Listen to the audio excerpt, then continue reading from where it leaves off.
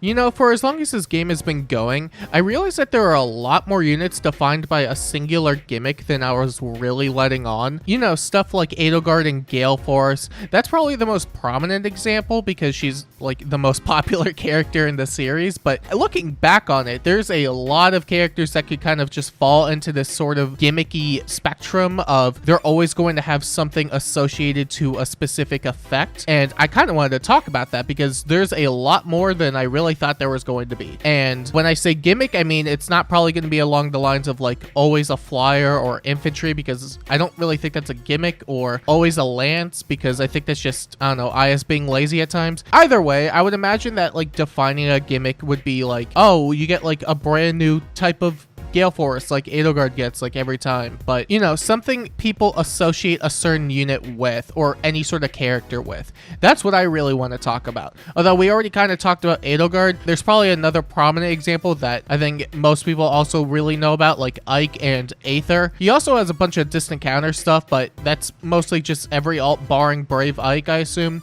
because he didn't really come with any sort of distant counter. You kind of had to throw it onto him, but he did have Aether. And so did every other subsequent Ike to an extent, even the new one, and the new one's broken as hell. Ike, I would imagine for the most part, had some sort of like distant counter gimmick with Aether for the most part, but I don't know if I necessarily want to count distant counter. He's had it in a fair bit of his kit for the most part, I think literally just barring Brave Ike. Although if we're talking about somebody that's really known for distant counter, I do want to talk about Hector, because every single iteration he always had some form of a distant counter skill in his kits. For a good while, he was the only way you could actually inherit distant counter, funnily enough, because they only released it on him until Nyla, and then they decided to drop it on like other characters. But for like at least a couple years, he was the only source of distant counter, and that was across every single alt he got, which is kind of funny, but at the same time, it's never really left his kind of general area. You know, even outside of the fact that he's always in armor, he's always had some sort of distant counter, and I don't know if a lot of people necessarily associate Hector with distant counter, but at least back then, that's what people really associated with him, and IS just pretty much kept up that trend. And look, I'm going to be upfront. There are so many units that I can only get into so much. So we're going to speedrun a lot of these sooner or later. I can tell you there are so many gimmicks. But I do want to pivot this and talk about the fact that sometimes a unit may have like a lot of alts and not really have any defining gimmick. I think I would go as far to say is Lyn doesn't really have a defining gimmick. I mean, unless you want to talk about like her writing in Fae, but that's not what we're here to talk about. Lyn has had many alts, but I don't think there was ever a singular gimmick that you could really go across every single alt, or like a majority of them, and pick out like something that really defines Lyn. Unless you want to talk about her sweep effect that she has in some of the alts, it's not really ever been a consistent thing. It started out with Sakei's Blessing in her Brave. She did eventually get it in her refine on the Legendary and Summer version, but it hasn't really been something they've directly leaned into in pretty much every single iteration. And the last time she got any sort of alt representation, they didn't have any sort of fire sweep effect in her kit whatsoever. And it's kind of the same way with Camilla, barring the fact that she's always a flyer for some reason. I think that was also part due to the fact that she just got a lot of alt spam in the first 3 years of Fae, and they were all just kind of generic. Even so, I do find it interesting that they haven't really settled down on any sort of gimmick for either of them, but I mean, for what it's worth, I find that just not being locked into one specific trait is a lot more interesting than just being always, you know, the brand new Gale Forcer or the brand new Aether, or I guess, I don't know how you would pronounce it. Either way, it's a lot more interesting when you have a lot more diversity in what your units can do, even if they do eventually age, but to be fair, that's basically every single unit in the game. And usually they do get some sort of PRF, at least nowadays. Tharja also was just kind of generic for the most part, I think barring Bride, but she was never really a standout unit, mostly because her weapon was just pretty much just stats to tome. But every other iteration of Tharja has always been some sort of generic, which doesn't entirely surprise me because IS will at times make very popular characters completely generic or easy to get regardless of how popular they are, which, like it or hate it, it's going to be something they continue to do basically. You know, unless maybe other certain characters get into the mix, like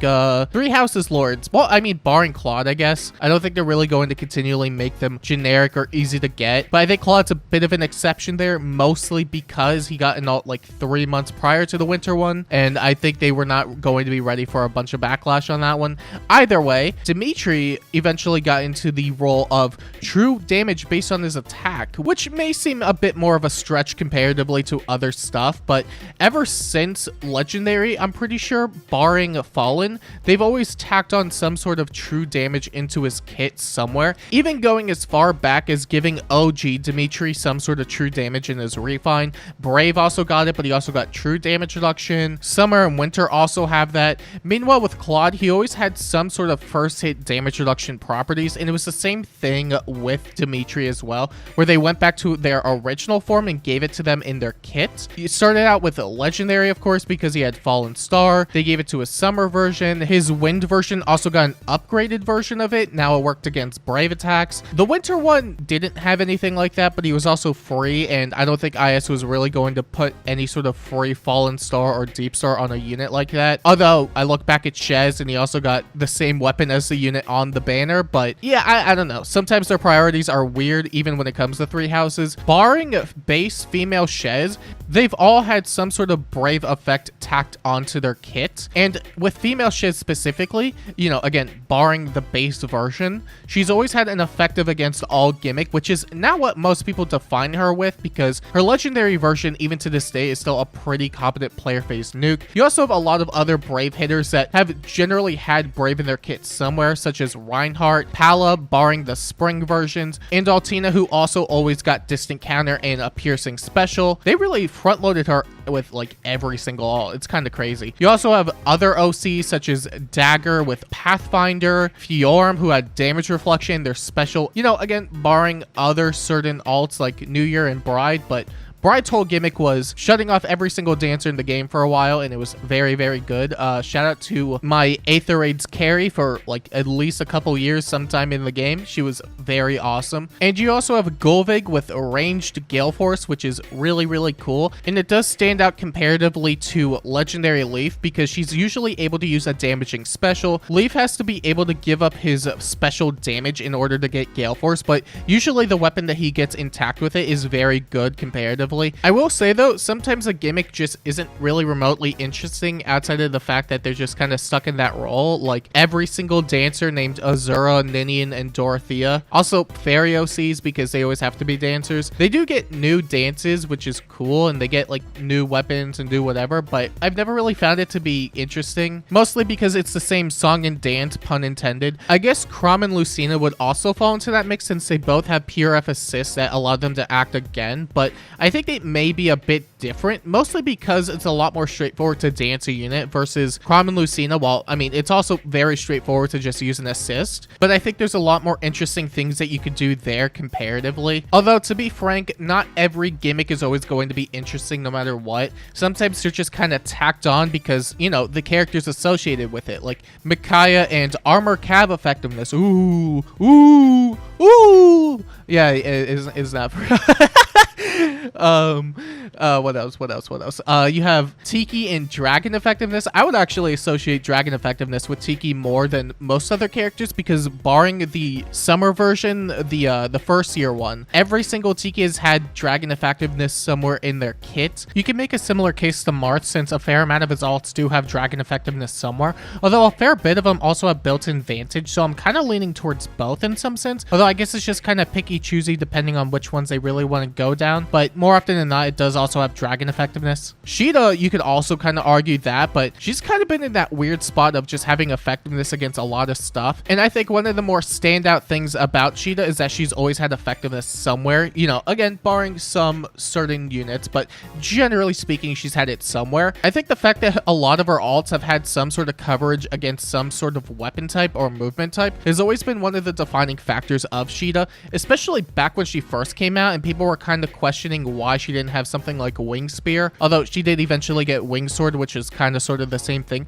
She did also come with an Armor Smasher on debut though, so I guess they had intention to do something like that, but if it were on the first day of Fae, I think that would have been a bit too broken. But you know, post Fae 2024, whatever you want to call it, she just kind of has effectiveness up the wazoo. Sometimes it's just Cav and armors, other times it's like every weapon type in armors, and then she kind of covers like 50% plus of the entire entire game's cast. It's kind of funny that way, to be honest. You got other units like Eric and Ephraim, who are respectively known for just getting a shitload of extra damage whenever they do anything in combat and healing. Hinoka, barring her base version, has always had a flying armor effectiveness alt. Even if it were generic, she did get it in her kit somewhere. Leon has always had a Raven effect, barring his summer version, but I guarantee if it were any earlier in the game's lifespan, we probably would have gotten a Raven sword, which would have been kind of funny. Nyla is generally known for Kanto mechanics at this point because every single version of her has gotten it in some way, even post-refine. I think Sigurd here might be a bit unfair, but I think most people kind of associate him with the extra move gimmick, even though it was mostly because it was a dominant thing on his legendary alt for a time. I don't think that's ever really going to leave just because of how much of an impact he's left. And we did at least get the T version. While he doesn't necessarily get extra movement, still has the same threat range and could give everybody extra movement because of his pure F special. So I'm going to throw it on here anyway. Black Knight and Zelgius have always had some sort of pure F special as well in the form of a Luna. First it was Black Luna, which reduced a lot of damage, although eventually with damage reduction stuff, it didn't really become that big of a deal. Eventually, Zelgius did get a Lightless Luna, which did the same thing, but also had unpierceable damage reduction. You have Seliph, who had Miracle built into his weapons at every stage of the game. I don't think base tier thing had that, but it did get it on the refine. Legendary also got it on the refine, and Brave also just had it on debut. Julia, in every shape and facet, has had some access to the ability to nullify any bonuses. Every version barring the base had Light and Dark, which was basically a super lull B slot, and Divine Naga was something that she could access after a weapon upgrade. Sonya had something related to AoEs every single time. Even though her base version, you could argue, wasn't really catered towards AoEs, I find that just having Quick Impulse 2 in her weapon from turn 1 was pretty much just an easy setup for any sort of AoE looping. The Spring version did get that, and the Rearmed version also leaned into that gimmick as well. And I guess beyond that, Ira's entire family tree, I guess, had some sort of Astra. You had Ira herself, you had Shannon, Larse, and Marita, and then you also had Skahawk, who just had regular Astra, but hey, they all have Astra. And I mean, I guess as far as unit gimmicks are concerned, there's most likely a lot more, but to be frank, I don't think I really want to dig through 1,000+ units to maybe find more gimmicks. I think with just the amount of units and alts every single character I listed has, there's at least enough there to warrant a pattern more so than just, oh, they had it one time and then, you know, that's about it. Maybe we'll get more of that down the line, and I guarantee you I probably missed some units, but if I did, let me know down below. And if you want to see more videos like this, make sure to like and subscribe. And until next time, I'll see you later.